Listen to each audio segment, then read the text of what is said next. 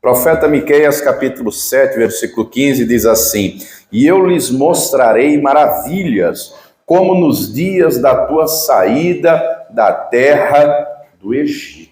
Vou ler mais uma vez.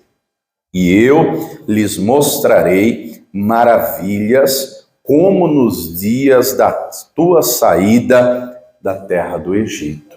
Pergunto, você crê que essa promessa é para você? Então levante tua mão e declara assim: pode mostrar, Senhor, maravilhas em minha vida, em nome de Jesus. Crê também que o Senhor vai falar conosco? Por gentileza, coloque tua Bíblia sobre o teu assento e vamos dar ao Senhor e a sua palavra a melhor salva de palmas que você já deu. Feche os seus olhos, vá aplaudindo, vá glorificando. Senhor, nosso Deus e Pai, Deus bendito, santo, amado e todo-poderoso. Meu Deus, a tua igreja te aplaude, te glorifica. Abra os céus agora e receba o louvor da tua igreja. É por tua causa que nos reunimos aqui, ó Pai. É para te adorar, é para te glorificar, é para te bendizer e exaltar o teu nome. Por essa mesma abertura, derrame a tua graça, a tua bênção, a tua abertura e o teu poder. Ninguém veio aqui ouvir homem algum tem nada a dizer. Todos vamos ouvir a tua voz, a tua palavra. Tome agora os lábios do pregador, a boca do mensageiro. Deus diminua, o Senhor cresça, remova toda barreira, todo obstáculo e envie a tua palavra com poder e autoridade. E que a tua palavra agora vá e produza o resultado para qual está sendo enviada, em nome do Senhor Jesus. Diga amém, Senhor. Tome teu assento, por gentileza, pode se assentar, mas preste muita atenção, não se distraia. Se você trouxe papel e caneta, tome nota do que vai ouvir e aprender, amém? Muito bem, maravilha é uma coisa que provoca admiração, não é? Pela grandeza, magnitude. Maravilha é algo admirável, é algo prodigioso, maravilhoso, sobrenatural, algo extraordinário. E o nosso Deus é Deus de maravilhas. O salmista diz no Salmo 40, no versículo 5, muitas são, Senhor meu Deus, as tuas maravilhas. São tantas que nem se podem contar. E ao longo das Escrituras nós encontramos diversas maravilhas que o Senhor realizou, não é? Ele realizou maravilhas no Egito. Lá no Egito, os egípcios viram as maravilhas de Deus. E, aliás, não só os egípcios. Se você ler Deuteronômio, capítulo 6, versículo 22, Moisés vai dizer que Deus operou maravilhas lá no Egito contra Faraó e os egípcios. E Moisés vai dizer, aos nossos olhos, nós vimos. Contra os egípcios, a água vira sangue, mas na terra de Gósen a água era água, porque há diferença entre o justo e o ímpio, aquele que serve e aquele que não serve. No Egito, a terra, o pó da terra vira piolho. Na terra onde estava o povo de Deus, terra de Gósen, a terra continua sendo terra. Lá contra os egípcios vem praga de gafanhoto, de mosca, vem úlcera, enfim, as pragas vêm, mas contra o povo de Deus não vem. Eu quero ler com você o que está em Deuteronômio 7, vamos ver aqui algumas maravilhas que o nosso Deus realizou. Deuteronômio capítulo 7, Deus usa Moisés para dizer o seguinte, eu vou ler somente o versículo 19, que diz assim, das grandes provas, Deuteronômio 7, 19, que viram os teus olhos, e dos sinais, e maravilhas, e mão forte, e braço estendido, com que o Senhor teu Deus te tirou, assim o Senhor fará teu Deus, assim fará o Senhor teu Deus com todos os povos diante dos quais tu temes. Moisés está dizendo, Deus operou já no passado, com braço forte e com mão estendida. Vocês têm provas daquilo que Deus fez, só que ele já está declarando, Deus vai continuar fazendo. Diga comigo, Deus fez e vai continuar fazendo. Note que Moisés diz braço forte, mão forte está falando do poder de Deus. Querido, querida, agindo Deus, quem vai impedir? Não tem demônio, não tem Satanás, não tem nada que impeça o agir de Deus. O diabo tem algum poder, Deus tem todo o poder no céu e na terra. Mão forte fala do poder de Deus. No entanto, braço estendido, não é? Você já estendeu o braço para alguém, a mão para alguém? Você já ajudou alguém? Agora o difícil é quando você quer ajudar e a pessoa não quer ajuda. Já aconteceu isso com você? Quer que eu te ajude? Não, não precisa não. Não, mas eu estou vendo que você está levando algo pesado. Eu posso te ajudar? Não, não precisa. Você já lidou com gente assim? Você não é assim não, né? Nada, pastor, sou nada, sou uma pessoa humilde, quem quiser me ajudar. Mas tem gente que não quer ajuda. O salmista diz, eis que Deus é o meu ajudador. Então, o braço estendido é a ajuda de Deus. E diga para a pessoa que está do lado, Deus quer te ajudar tanto que você nem imagina, viu? Só que olha aqui para mim, também não seja folgado para achar que Deus vai fazer o que é para você fazer. Porque tem gente que é folgado. Tem ou não tem? Tem gente que se você der o dedo, o braço inteiro. Deus só faz o impossível. Mas o braço dele está estendido. Ele operou no passado, ele continua operando, ele faz maravilhas, não é? Josué reconhece e profetiza isso. Quando eles chegam lá às campinas de Moabe, o Senhor recolhe Moisés.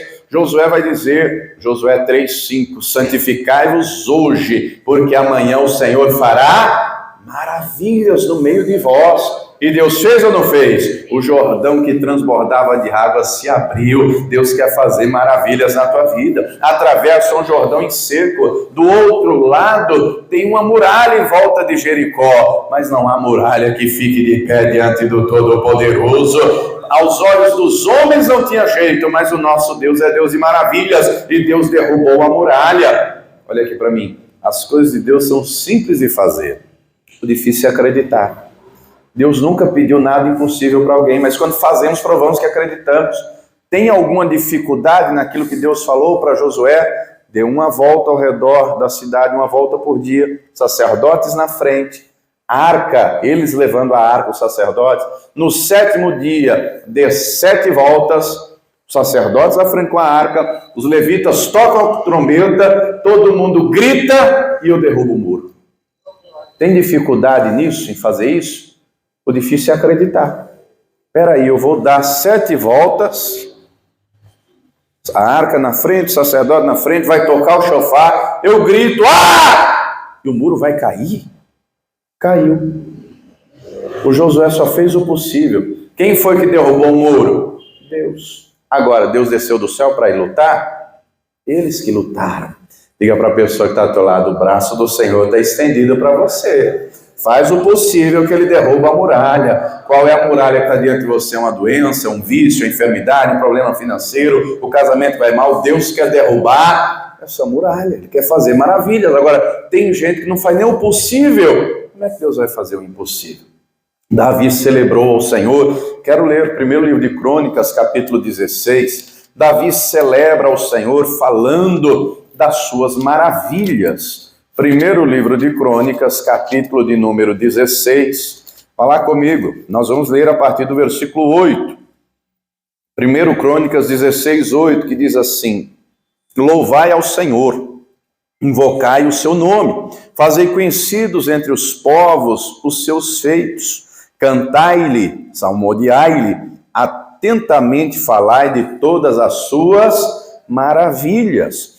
Gloriai-vos no seu santo nome, alegre-se o coração dos que buscam o Senhor, buscai o Senhor e a sua força, buscai a sua face continuamente. Lembrai-vos das suas maravilhas que tem feito, dos seus prodígios e dos juízos da sua boca. Davi está celebrando ao Senhor. Davi é aquele que matou o urso, matou o leão, matou o gigante. Deus o livrou da perseguição do Saul. Ele se torna rei, ele funda Jerusalém, ele vai expandir o reino, ele vai ter a bênção de Deus. Através dele, Deus vai operar maravilhas. E diga para a pessoa que está até lá, Deus também quer operar, viu? Deus quer operar na tua vida. Deus quer fazer maravilhas. Deus não fez maravilhas só lá em Israel, não. O Davi, em determinado momento, ele coloca no coração: eu tenho que construir um templo para Deus. Ele já tinha uma casa, uma bela de uma casa, um palácio, e ele coloca no coração: eu quero construir um templo para Deus. E aí Natã vai dizer: faça conforme o teu coração. E Deus fala com Natã, diz: Natã, você vai lá, diga para ele que ele não vai construir. Ele lutou muitas guerras, matou muita gente, ele tem sangue nas mãos. Fala para ele preparar tudo. Quem vai construir é o filho dele. E assim aconteceu. Salomão constrói um templo, algo magnífico. Você consegue imaginar o forro todo de ouro? Você imagina isso? Todo esse isopor aqui que você está vendo ser revestido de ouro. Você consegue imaginar esse púlpito revestido de ouro, esse microfone, todos esses utensílios aqui do altar, tudo de ouro? Você consegue imaginar aqui nessa sala, nesse corredor, na escolinha, ao invés de tinta, ser revestimento de prata? Você consegue imaginar um negócio desse? É só para você ter uma pequena noção do que era o templo que Salomão levantou. Deus ouve a oração de Salomão. Deus vai dizer, gostei do que você fez. Me agradou, legal. Se o meu povo que se chama pelo meu nome, se humilhar e orar, e buscar a minha face, e converter os seus maus caminhos, eu vou ouvir dos céus, vou perdoar os pecados, vou sarar. Até a partir de agora meus olhos estão aí, meus ouvidos estão aí. Se você andar nos meus caminhos como teu pai andou, se o teu coração estiver em mim como o do teu pai estava, não vai te faltar sucessor no trono. Agora saiba, se você me deixar, se a tua descendência me deixar, eu destruo o que você fez. E eu vou fazer de uma tal maneira que quem passar e ver vai dizer, o que essa turma aprontou para o Deus deles ficar irado desse jeito. Tamanha será a ruína, a tragédia, a desgraça que vai ver. Isso acontece. 400 anos depois de Salomão, é o que vai acontecer. Aquele templo tão magnífico vai ser destruído. Os babilônicos vêm, destroem o templo, saqueiam o templo, colocam as casas abaixo, o muro abaixo, destroem Jerusalém. Levam muitos cativos. Dentre eles, vai uns moços de boa aparência, vai uns moços jovens. Daniel e seus 3 amigos estão entre eles. São levados à Babilônia. Daniel conserva a palavra em seu coração. Daniel jejua, e o primeiro jejum são 3 anos comendo frutas, verduras e legumes. Na hora da prova oral com o rei, é achar 10 vezes mais sábio do que os demais. Daniel cresce na Babilônia. Deus usa Daniel, muda o governo, vem um outro povo, Daniel continua numa posição de destaque. Até o dia que um rei do novo povo pensa, vou constituir Daniel como primeiro-ministro. E aí examinam a vida do Daniel, os invejosos, não encontram nada que desabone, fazem uma lei, convence o rei a assinar, e o Daniel foi parar aonde? Você lembra? Na cova. Foi parar na cova. Ele orava 3 vezes ao dia. O Daniel não era um desocupado. Alguém pode pensar, pastor, mas ele não trabalha igual eu. Você não faz ideia do trabalho que o Daniel tinha. Tem gente que quando lê pensa, não é que ele tinha tempo de sobra, não, ele era altamente ocupado, mas ele deixava claro que o Senhor era a sua prioridade, por isso que ele orava 3 vezes ao dia, ele jejuava, foi parar na cova, mas Deus foi com ele, Deus tapou a boca dos leões. O rei mandou tirar Daniel da cova, e no dia seguinte o rei vai fazer um decreto dizendo, ordenando que todos os homens temam e tremam diante do Deus de Daniel. E lá em Daniel 6:27 está escrito, o Deus de Daniel livra, o Deus de Daniel salva, o Deus de Daniel opera sinais e maravilhas. Ele livrou Daniel do poder dos leões. Querido, Deus quer operar maravilha na tua vida também. Ele livrou Daniel do poder dos leões. Ele é poderoso também para te livrar. Quando o próprio Senhor andou sobre essa terra, o maravilhoso, Isaías profetizou que viria o maravilhoso, o príncipe da paz, o Deus forte, o Pai da eternidade. Ele operou muitas e muitas e muitas maravilhas. Eu quero ler com você João capítulo 20. O versículo 30, João capítulo 20, versículo de número 30, está escrito assim, vá lá comigo, Evangelho de João, capítulo 20, versículo 30 diz assim, Jesus, pois, operou também, em presença de seus discípulos, muitos outros sinais, que não estão escritos nesse livro. Estes, porém, foram escritos para que creiais que Jesus é o Cristo, o Filho de Deus, e para que, crendo, tenhais vida em seu nome. Olha só. E eu pergunto, você crê que tudo isso que nós vimos aqui aconteceu? Você acredita nisso? Agora, além de acreditar que tudo isso aconteceu, você acredita que Deus também vai fazer maravilhas na sua vida? O versículo 29 diz assim, leia comigo, disse-lhe Jesus, porque me viste, Tomé, creste?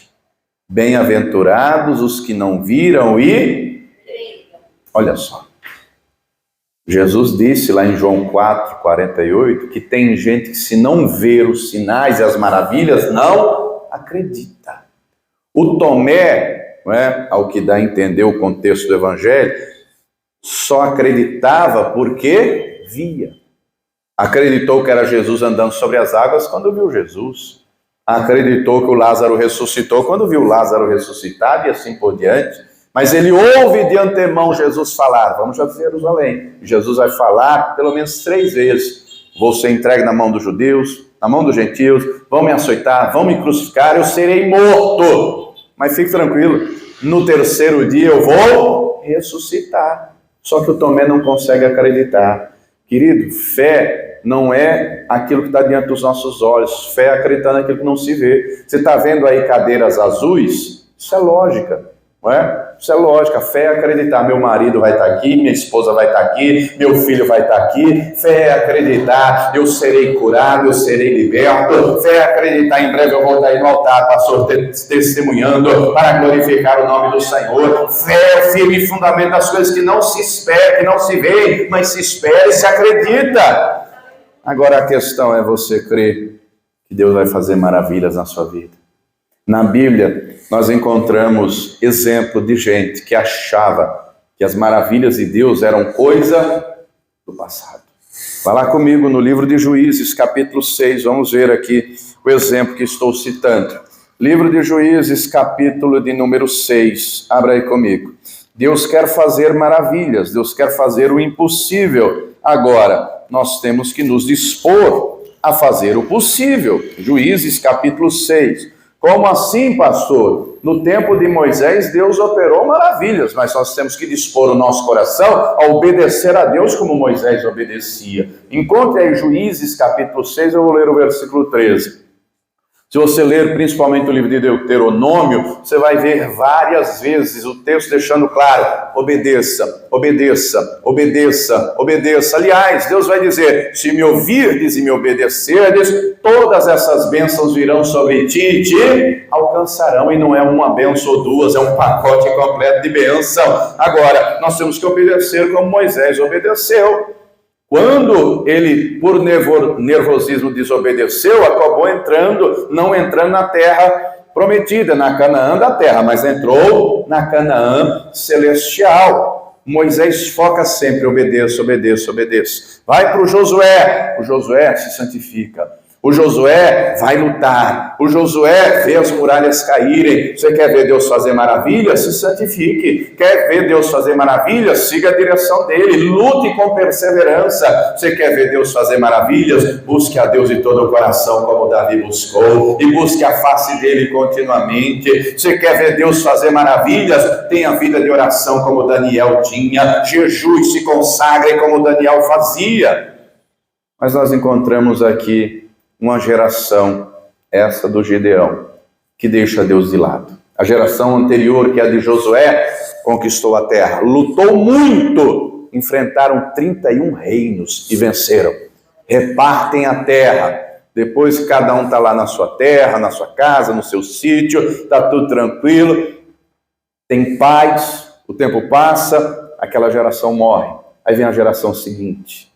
A geração seguinte não valoriza Deus. A geração seguinte não busca o Senhor em primeiro lugar. A geração seguinte não se preocupa em obedecer a Deus. Aliás, no livro de Juízes está escrito bem claro: cada um fazia o que parecia reto aos seus próprios olhos. Não era a palavra de Deus que era o norte, era o que cada um queria fazer. E do nosso jeito não dá certo é do jeito de Deus. Ninguém se preocupava em se santificar, ninguém se preocupava em batalhar pela fé. Oração e jejum, queriam nem saber, queriam fazer os desejos do próprio coração. E aí, deixando Deus de lado, Deus também fica quieto. E aí os inimigos vêm, e aí os inimigos prevalecem, e nesse tempo aqui de Gideão, os midianitas oprimiam o povo. Durante 7 anos eles eram roubados, saqueados.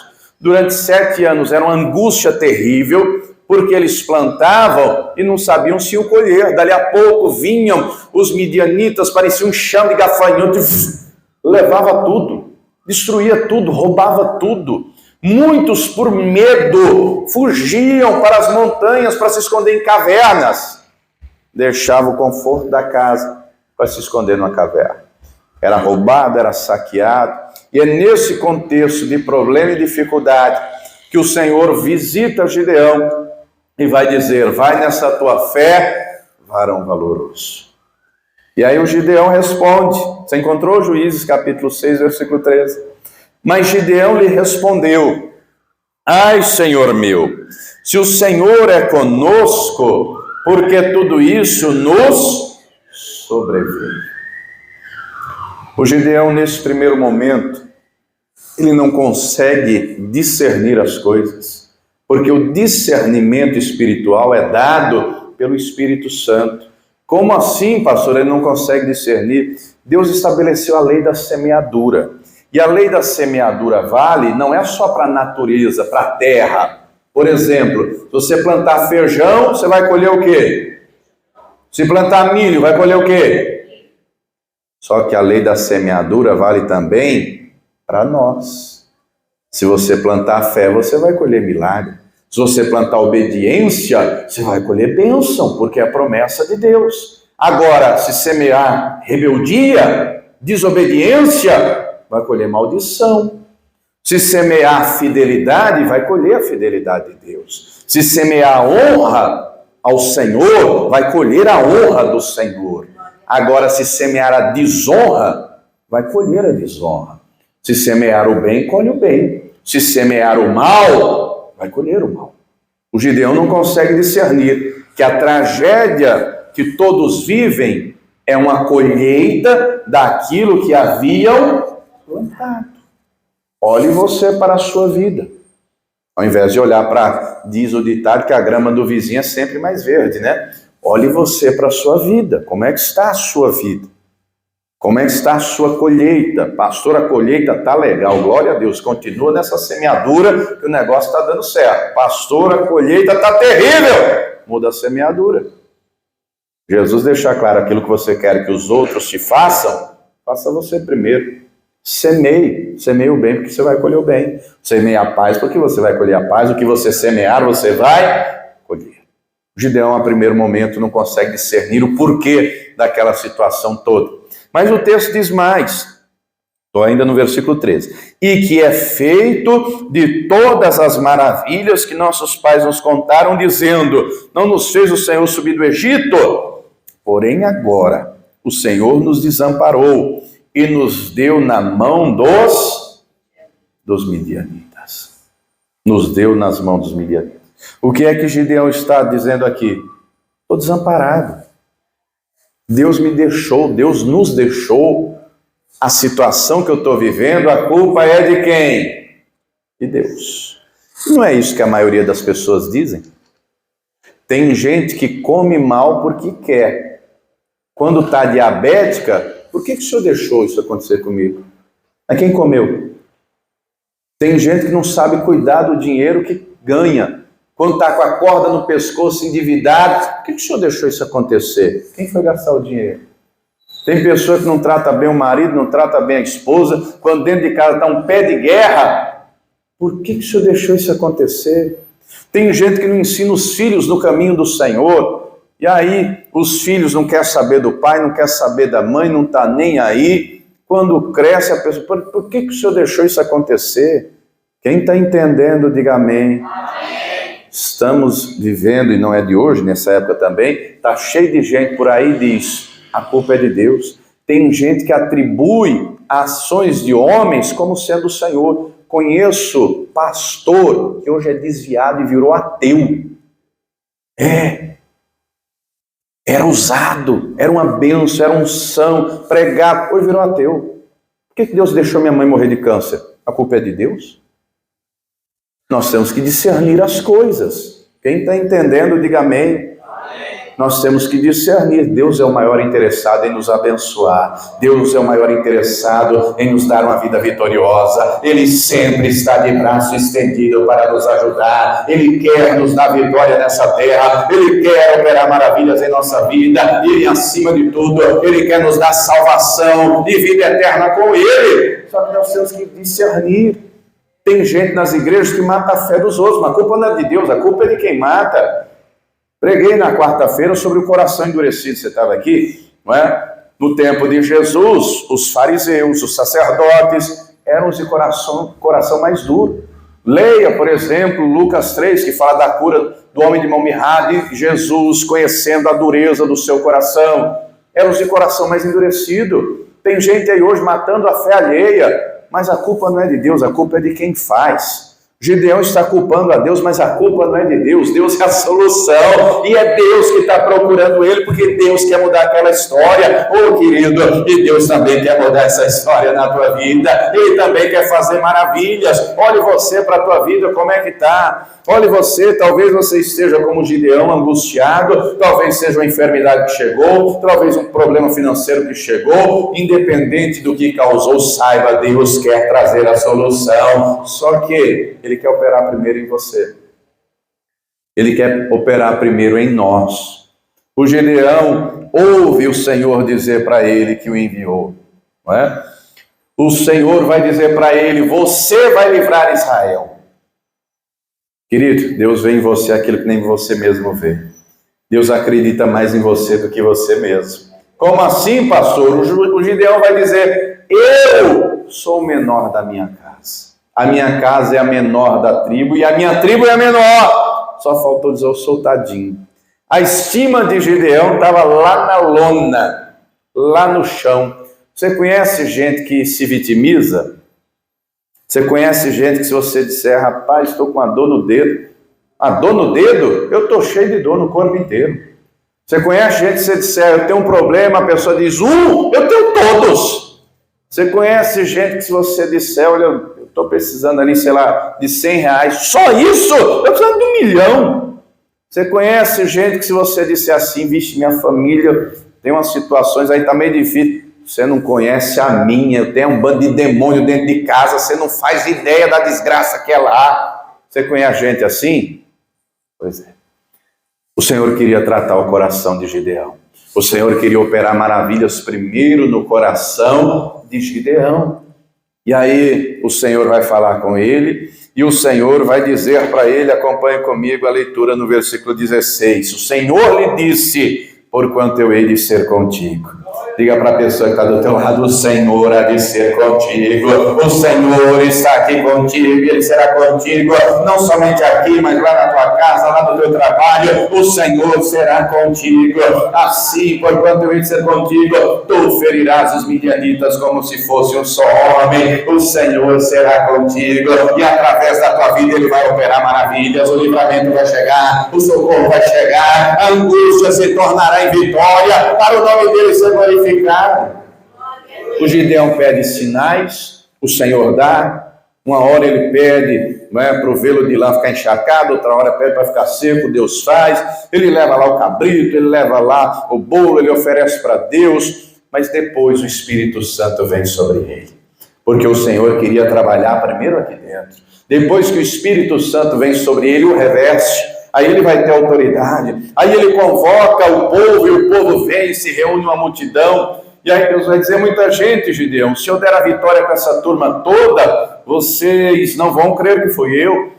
Esses 10 mil aí, mandem para a fonte, vamos ver como cada um bebe água, se vai beber como um cão, como um cachorro, ou como vai beber. Dos 10, 9.700 foram com a língua na boca igual cachorro, e Deus diz, manda eles embora.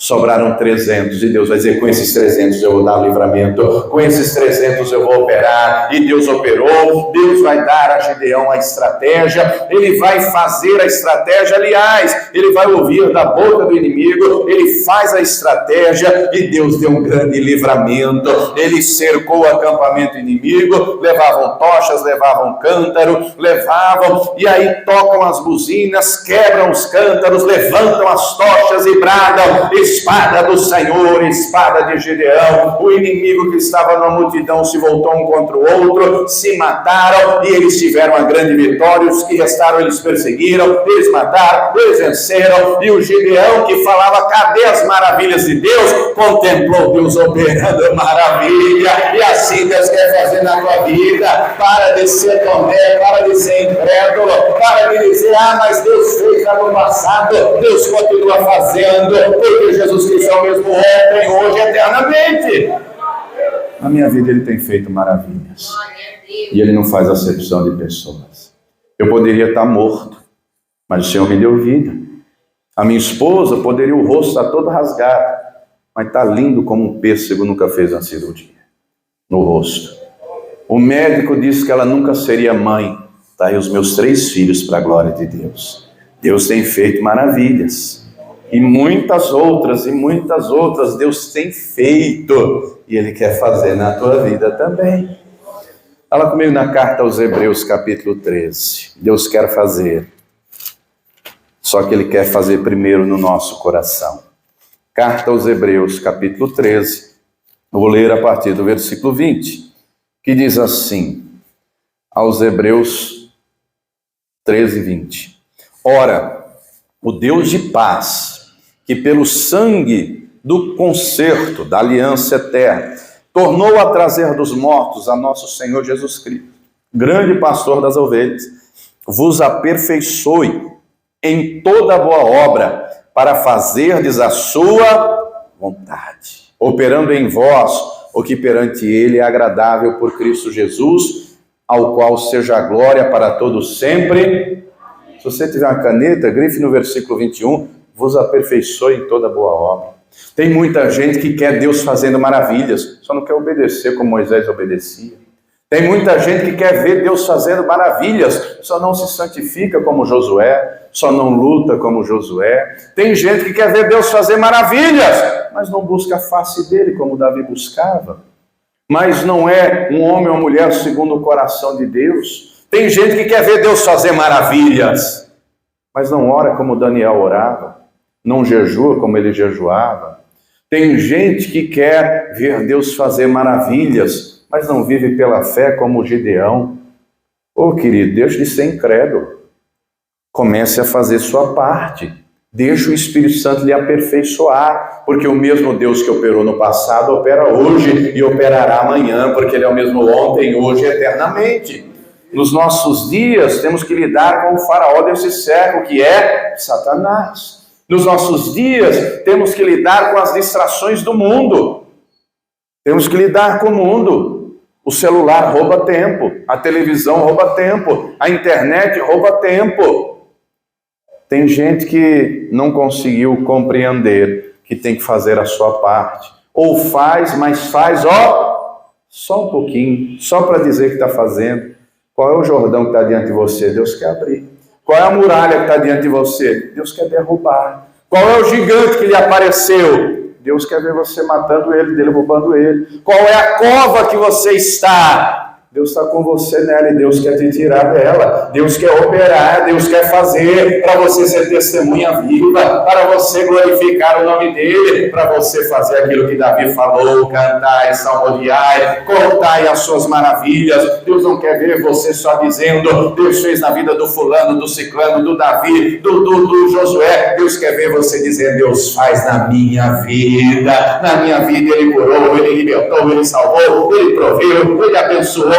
E se você crê, o Senhor Jesus disse, tudo é possível ao que crê. Então acredite, ore como Daniel, jejue, lute, busque a face do Senhor, se consagre, se santifique, porque as maravilhas virão para o nome dele ser glorificado. Quem crê nisso, diga glória a Deus. Se coloque de pé, por gentileza, se coloque de pé. Muitas vezes nos vemos como Gideão. Muitas vezes nos vemos pensando, Deus operou no passado, Ele vai operar no presente. O Gideão precisava ter o coração tratado. A estima dele estava lá embaixo. Olha aqui para mim.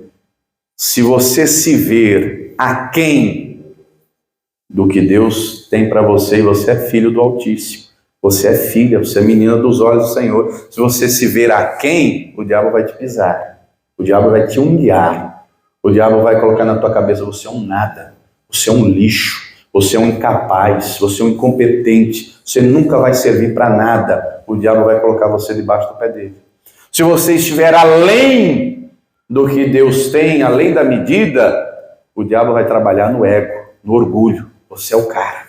Você faz, você acontece. Ninguém é igual a você. Ninguém é melhor do que você. Então não podemos estar nem aquém, nem além, mas na medida. E essa medida é o Espírito Santo que nos dá.